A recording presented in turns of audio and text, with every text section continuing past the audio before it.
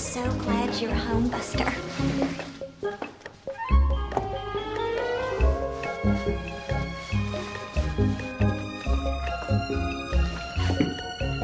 My, what's the special occasion? Does there have to be a special occasion? I'll be out there. Hi.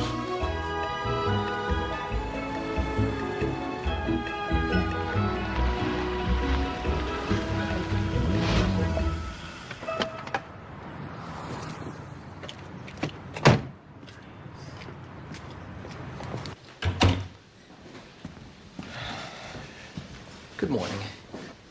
I have reason to believe there may be someone trying to see me that I don't want to see, so don't let anyone in, no matter what they say. Hey, monkey boy. There's someplace we can talk?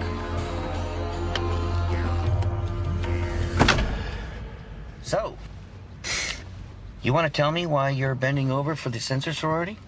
They're just a group of concerned parents that are exercising their freedom of speech. Mm-hmm. Yeah, sure.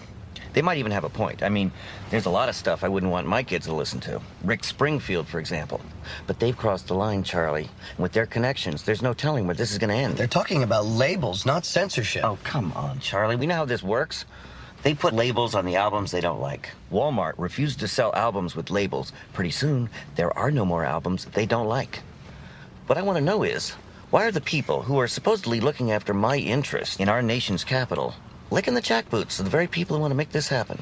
It's a little complicated. Blank tape tax? Yes, I read the papers, Charlie. How much of that penny a minute tax do you think will make it to the actual musicians? We're working on a formula for that right now. Yes. Tape plus tax equals a big screw up the ass. And for this, I'm supposed to let a few ladies who got bored with literacy tell me what is and what is not obscene on my albums? They're too strong right now.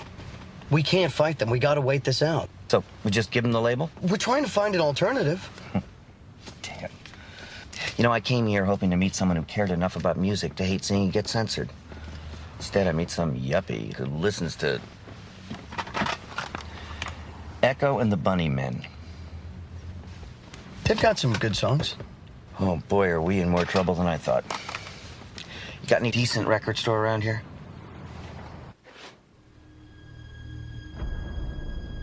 Merrill, get in here and bring a letter opener.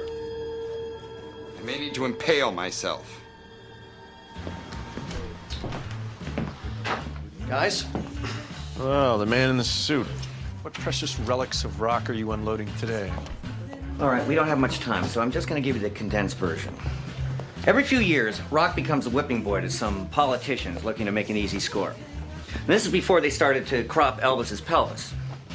Dean Martin, banned from radio in 1951.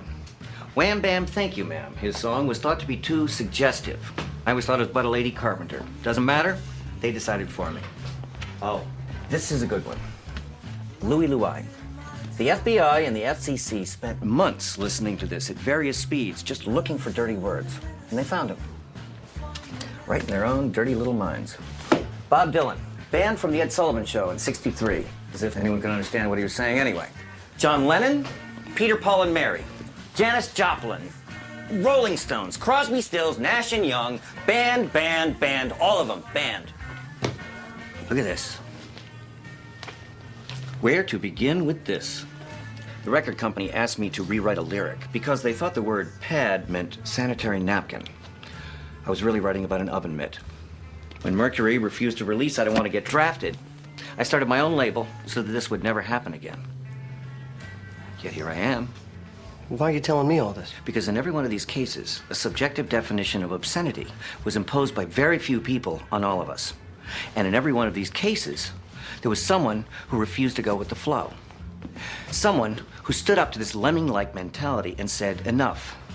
Now, it's usually been a performer. But in this case, it might have to be somebody like you. I know.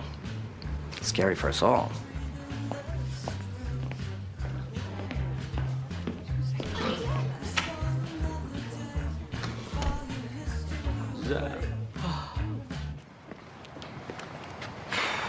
Listen, Mr. Zappa, I appreciate you coming down. Girlfriend's waiting for you. Colleague. She doesn't date coworkers. Don't bet on it. I enjoyed meeting you, Mr. Zappa. Save it for Congress, Charlie. I just want to know what side you're going to be on. I appreciate your point of view. Charlie, nah.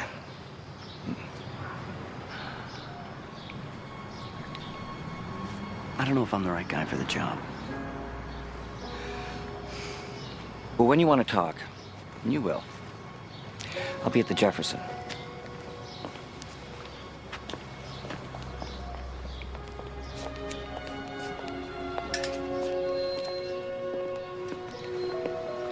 Was that who I think it was? Yeah. Well, wouldn't those women just love to see you hanging out with Frank Zappa? Guess who the music industry's getting advice from? We went to a record store. Well, while you were out shopping, the PMRC rejected our offer, and the Senate scheduled a full hearing on porn rock. Everyone's waiting in the boardroom. Oh, no. They've just made the announcement. We have very limited time to get ready for the hearing. What committee? Commerce. How many husbands do they have on that one? Well, it's been hard to keep track, but we know at least John Danforth, Ernest Hollings, Fritz, Al, Sam, and Packwood. So what you're telling me is that nearly half the members of this committee, in addition to the chairman, have got wives working with the PMRC. Yes, sir. Do you remember what I told you?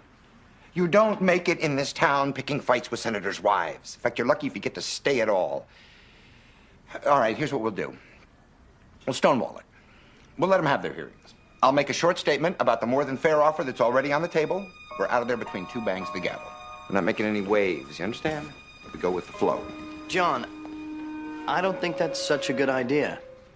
I mean, all we've done is go with the flow, and look where it's gotten us. Someone's got to go to these hearings and stand up for the music industry, and if it's not us, I don't know who it's going to be.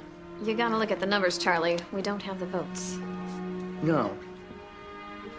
No, we don't have the votes, and we're not going to get the votes until we convince Congress and the American people that the music industry isn't selling pornography to children. And how do we do that? We go to these hearings in 2 weeks and we put on a show like no one's ever seen. We get Madonna, Prince, Michael Jackson. We roll out enough star power to make We Are the World look like a local talent show. We roll out enough earning power to make even the most anti-rock senators sit up and drool. And the stars will show up, right? Because, I mean, this is it. This is the only thing standing between their First Amendment and a bunch of politicians telling us what we can and cannot listen to. It's a freaking rock and roll Alamo. I don't want a spectacle. I want a bill. Then don't tie my hands, John, and I'll deliver it.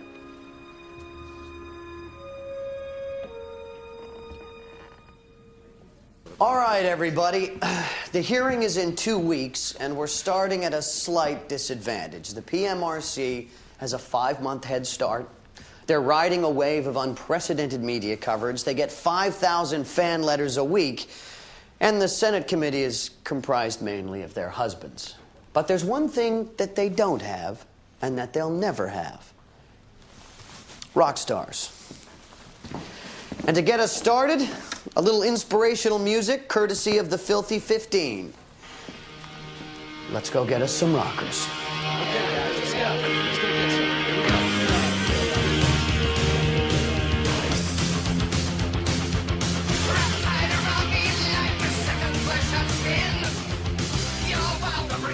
We'll take it. Great, great. Yeah, that's great. Excellent. Thank you so much. Okay, bye-bye. Yes?